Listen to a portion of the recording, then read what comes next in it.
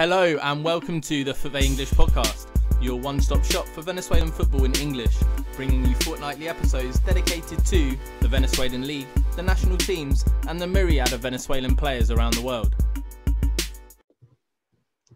Today we are joined by Paraguayan football expert and host of the Guarani Vision podcast, Hannah. Ralph, thank you very much for joining us, and today you'll be telling us a little bit about Venezuela's participants in the Copa Libertadores' opposition from Paraguay, Olimpia and Cerro Porteño. Ralph, how are you?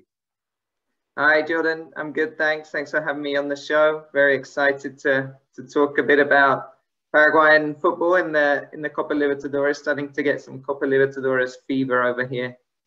Yes, in Venezuela, the two participants, Deportivo Táchira and Deportivo Guaira, in the group stages for the first time in 5 years for Táchira and the first time ever for Deportivo Guaira. So some new blood and some fresh blood. And they're up against Paraguayan opposition in the group stages. For Deportivo Guaira, there's Cerro Porteño to contend with.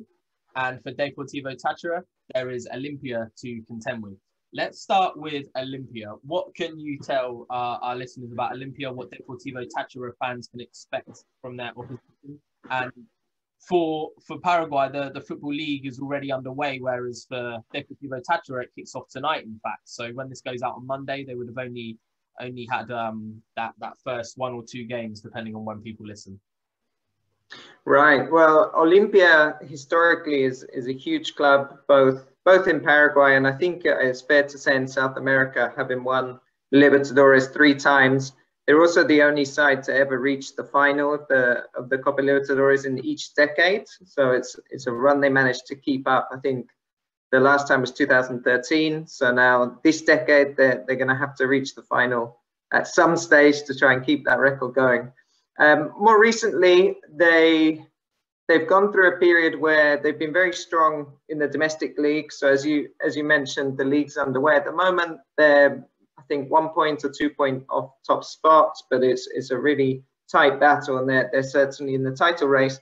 And they've also won the league 5 of the last 6 seasons. That was mostly under the stewardship of Daniel Garnero, the coach.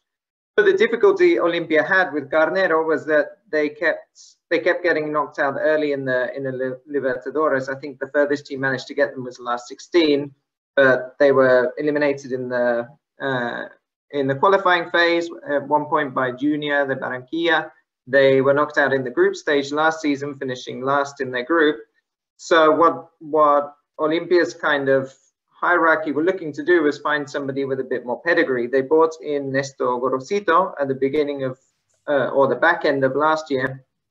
But Gorosito, although he has maybe some international experience, he had a very negative style of football, which they weren't interested in. So now what they've done is they've kind of banked on a club legend as a player, Sergio Ortaman, who's just become the new coach. So Ortaman's a guy that, of course, has won the Libertadores as a player, both with Olimpia and with Boca Juniors, but he's relatively inexperienced as a manager. This is really his first, I would say, big job. He's managed in Paraguay in the lower leagues and with Sol de America, but this is his first big job. So I think it's a huge test, and it's a very interesting moment, I guess, for Olimpia that has that history, has been doing well locally, but it's been struggling on the international stage. So, is this the guy now to bring some of that international glory back? And I think there's a lot of question marks there because he's a new coach and he's experimenting with the team. But then just a couple of players that I think people will have heard of. They have Roque Santa Cruz, who's in his final season before retirement. Although he's about 39, he'll be 40 by the time he retires. He's still been scoring a lot of goals when he's fit and can definitely do a job in the big Libertadores games. And then at the back, they have another player familiar with the Premier League, which is Antolin Alcaraz, who played at Wigan and Everton. He's there defensively, and he's been very strong in the air. So what we've seen is Olimpia, other than they had 2 weeks where they conceded 4 goals back to back, which was very strange. But other than that, they've been a very strong defensive team.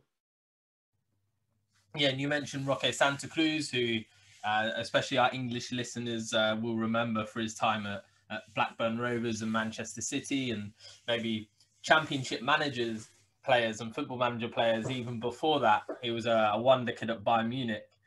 He's always one that I think English football Twitter appreciates when a post comes up of Roque Santa Cruz. It's great to see him still going, and I think I saw he already has 2 goals this season.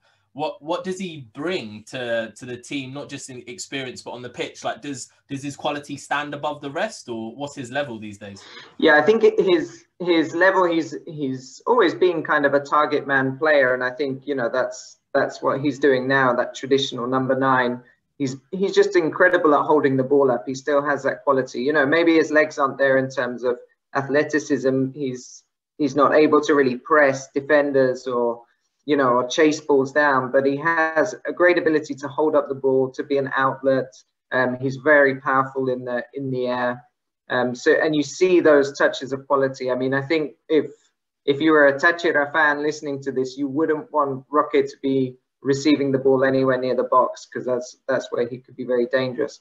And what they've been doing, Olimpia, is with Roque as this more or less mobile target man, they're playing behind him a guy called Jorge Recalde, who's playing as a second striker. And Recalde now is in the local league. He's been the top scorer since the beginning of 2020. He's got something like 25 goals in 35 games.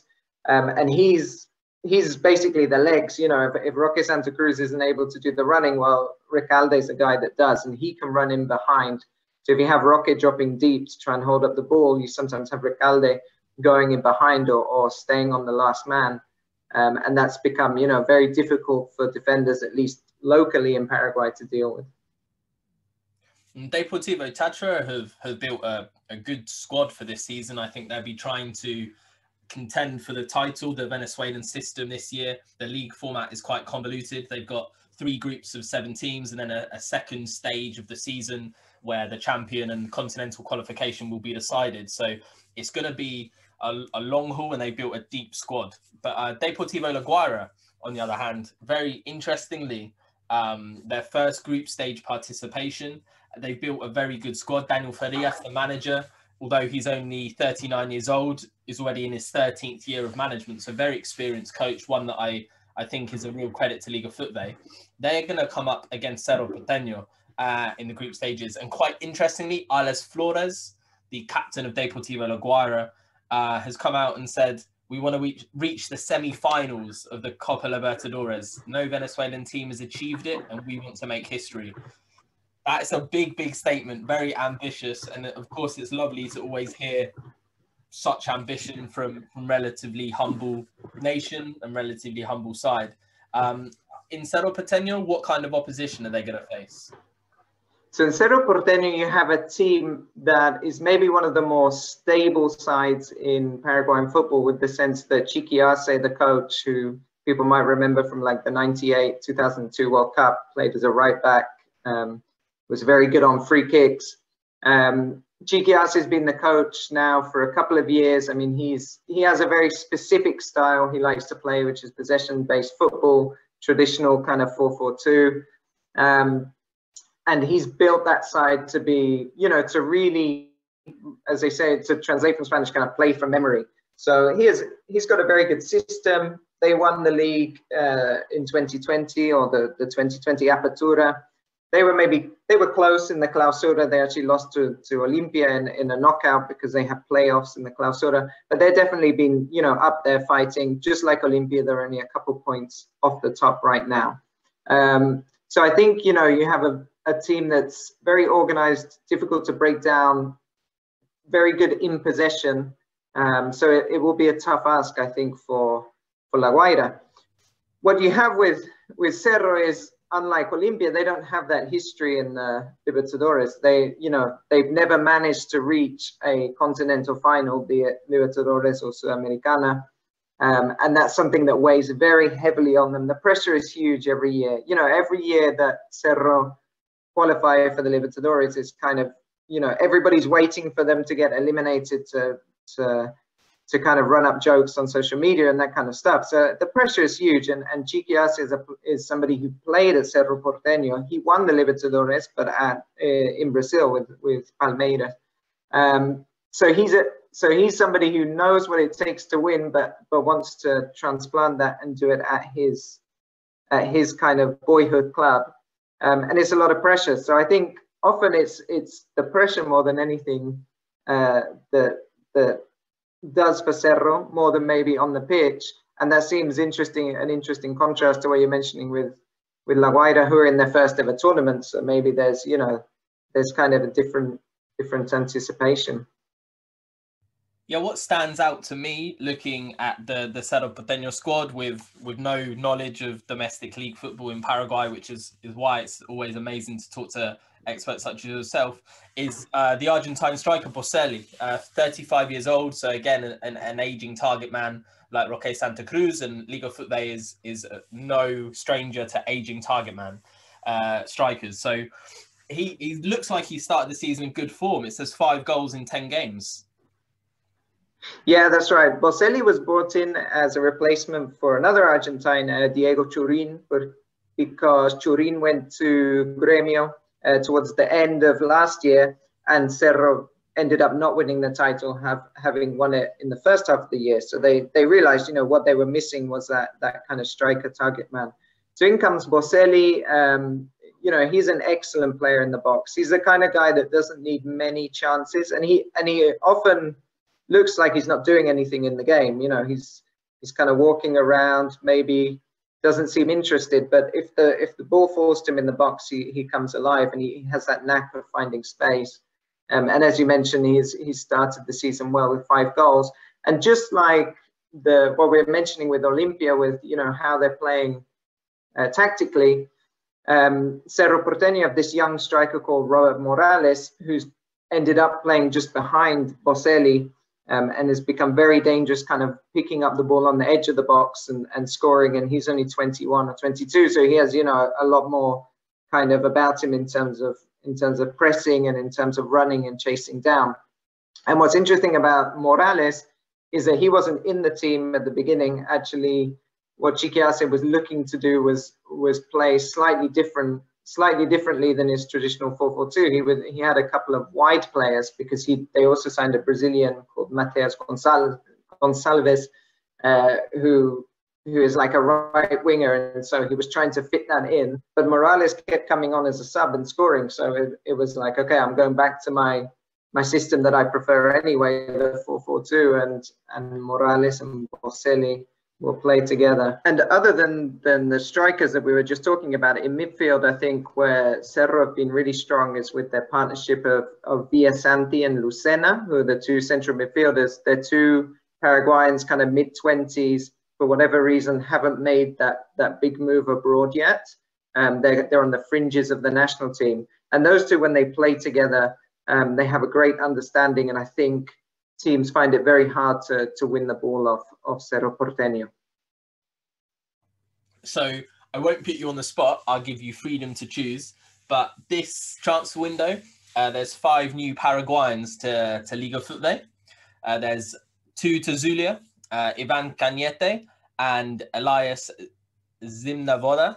There's 2 to Portuguesa, Samuel Caceres and Adrian Fernandez, and 1 to Yaracuyanos, Christian Paredes. Should Liga FUTVE fans be excited about any of those 5? I see some of them have played for the teams that we've discussed today, and I see some of them have been coming direct from the top flight, in fact. Yeah, Ivan Cañete, if it's the person I'm thinking of, was actually at Atlético de Madrid as a kid, because he was, many Paraguayans have emigrated to Spain, and you have some stories like Tony Sanabria, who was actually in La Masia and played a little bit for Barcelona B, and he's now in Torino and in Serie A. And Cañete is a similar story, that he was at Atleti, kind of the youth teams, but didn't break through to the first team. So definitely some quality there. Samuel Caceres is a player that I think has possibly played in Venezuela before, or if not, he's been out of the country for a long time, an experienced defender. And then interestingly, you mentioned Christian Paredes has gone to Yaracuyanos. That's they're actually being coached by Paraguayan Dani Farrar, who's just taken up the job there. And for me, Dani Farrar is a very interesting coach because he came through Luqueño in the reserve team, and he was trying to play a very exciting brand of attacking football, which worked brilliantly in the reserves.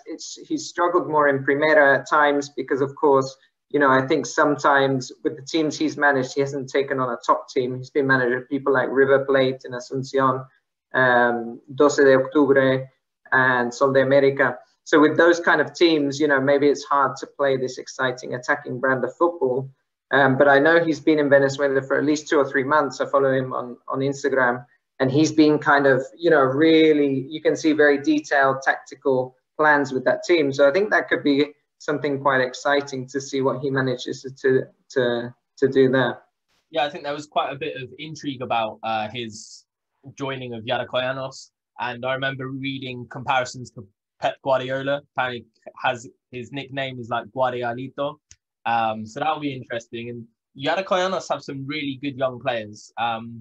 They've got a young number 10, 17 years old, Castellano, Kevin Diaz, a winger that's very exciting. But the player I'm most looking forward to seeing at Yaracuyanos is actually like a midfield enforcer, like a Wilmer Barrios kind of player called John James Pacheco.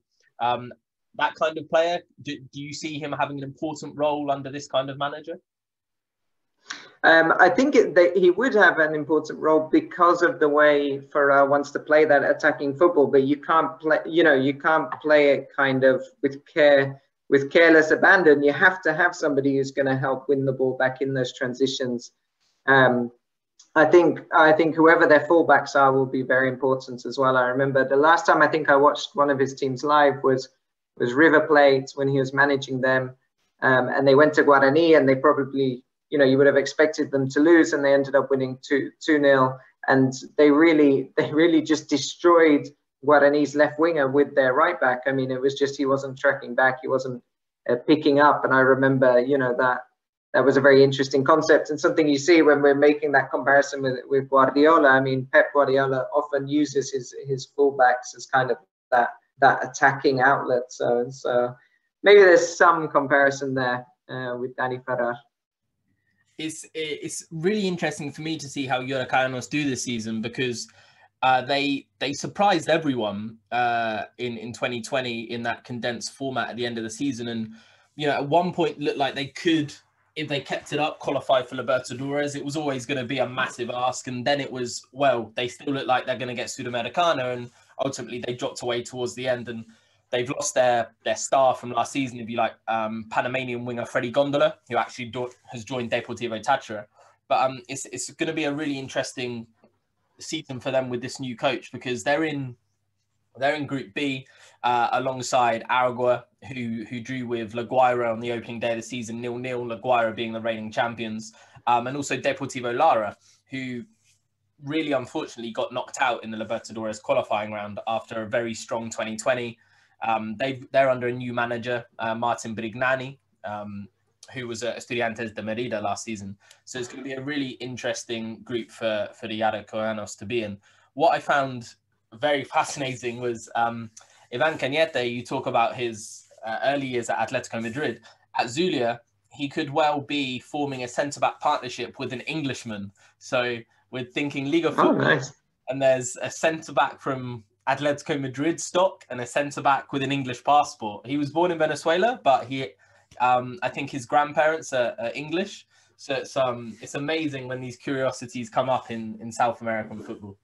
But yeah, I like it. Dani Farrar was born in the US, by the way. Ah, nice. He says he doesn't remember anything. He doesn't speak English, I think, but he was born in the US. Yeah, that's definitely a curiosity in Venezuela then. But thank you very much for joining us. Before we wrap up, how do you think your Paraguayan representatives are going to do in the Copa Libertadores? And how do you think they're going to fare against Venezuelan opposition? Let's go with Olimpia first. Olimpia is like an enigma, I guess, because of the new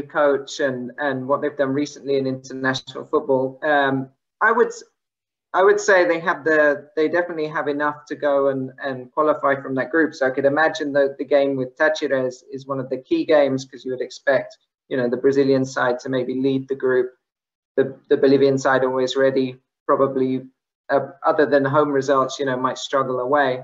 So I think the two games with Táchira are going to be very interesting, and could be that difference between either qualifying or dropping into Sudamericana. So I think Olimpia have the quality. I mean, some of the players we're talking about, like Roque and Antolina Alcaraz, you have Ale Silva, who's played in the Libertadores final with Olimpia back in 2013. Richard Ortiz, who's played a long time in Mexico as well. So I think the quality of Olimpia should be enough, and that they'd be able to get a result. I mean, I know they're going first to San Cristobal to play Táchira away, and it's the first game. And with that in mind, I think they would be very happy to get away with a point. I don't think they would go there thinking they're going to roll over the opposition or anything like that.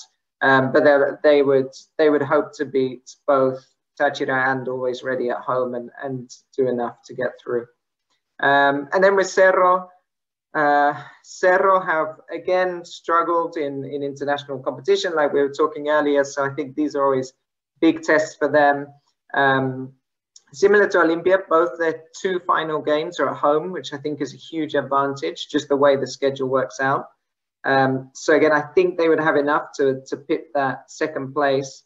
There you'll have a big battle, I guess, with América de Cali. But traditionally, Cerro have done, I think they've always done well at home if they play in La Olla, the new stadium. And then they have an okay record traveling. I was looking at their record in Venezuela. They won 5 out of 10. I think drawn 2, lost 3. So, I mean, they usually expect to pick up a result there. And again, I think they will be confident by the time they come across La Guaira, which I think is about a month away now. They'll have a bit of experience under their belt. Maybe the title race will be more clear domestically, so they'll know where they have to play their strongest teams. And I think they could have enough also to go through in second place. I'm assuming the Brazilian sides are taking top spot in both these groups. Yeah, Cerro Porteño are going to come up against Venezuelan opposition in all 3 games. They've got against Atletico Mineiro. They're going to have to come up against Jefferson Savarino, a player that has developed tremendously well under Jorge Sampaoli, who's obviously no longer there, now at Marseille. But Mineiro also strongly linked with signing Venezuelan 19-year-old Juan Tony Carmona, a player capable anywhere down the left. So it'd be interesting to see if by the time that fixture comes around, whether Carmona has made the move, in fact. And also in América de Cali, they have Joel Graterol, Venezuela's number 2 at the moment to Walker Fernandez, but perhaps by the time the next international fixture comes up, Graterol could be number 1. He's had an incredibly impressive 2021 after a very impressive 2020. And Walker Fernandez is, not getting many minutes in France at all. So it'll be very interesting to see how Graterol's future is with the national team this year, with Copa America coming up and also the World Cup qualifiers to also come up soon. Just before we finish, how has COVID affected the start of 2021 for Paraguayan football? Because in Venezuela, like I said at the beginning of the episode, the league has literally only started in the past few days. So it's the last league in South America to start. And they've gone all out to try and have a full calendar. So it's going to be a very, very tight schedule between now and November when they aim to finish, especially when you consider there's the World Cup qualifiers and Copa America going on as well.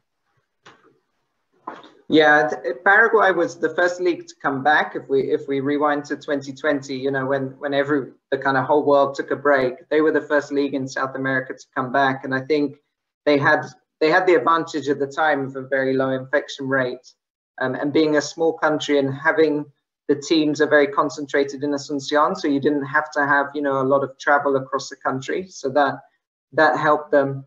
And I think what's really helped now going into 2021, Paraguay is actually in its worst moment for the pandemic in terms of kind of daily deaths and hospitalizations. So it's something that they weren't able to kind of sustain. But specifically to the football industry, they've actually performed much better in terms of they're doing regular testing, and they kind of created a few protocols that means you haven't had massive outbreaks in teams or games suspended. We had maybe a couple of cases where I think it was 12 de Octubre and last season, I can't remember the team, but you had, maybe 2 incidences where almost the whole first team was kind of isolated and couldn't play. Not necessarily everybody tested positive, but because of the protocols, some of the players couldn't take to the pitch. But recently they've managed to hold on to that. And I think the challenges for Paraguay is much more in the lower league, because the division below is kind of spread across the whole country. Obviously, the teams don't have the same kind of financing to do regular testing, and that's more of a challenge. But in the top division, they've managed to, I would say, well, I was going to say relatively well. They've managed to control it relatively well. They've actually controlled it very well compared to how the rest of the country is doing. Thank you very much for that very thorough insight. It's always, I find it always fascinating to speak to other English-speaking people around South America about their leagues. So I really appreciate your time and look forward to seeing the Venezuelan and Paraguayan teams going head-to-head. So everyone, this was Ralph Hannah, host of Guarani Vision, the only English language podcast specializing in Paraguayan football. So be sure to follow Ralph and his colleagues on Twitter. His colleagues being Ralph, let me know. Roberto Rojas, Maria Britos, and Fede Perez. Thank you very much. And thank you everyone for listening. Until next time, goodbye.